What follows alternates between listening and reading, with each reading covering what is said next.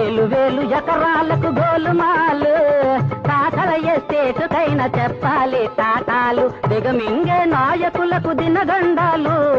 దిగమింగే నాయకులకు దినగండాలు పొన్నగ వేసే పెద్దలకు వెలకాయలు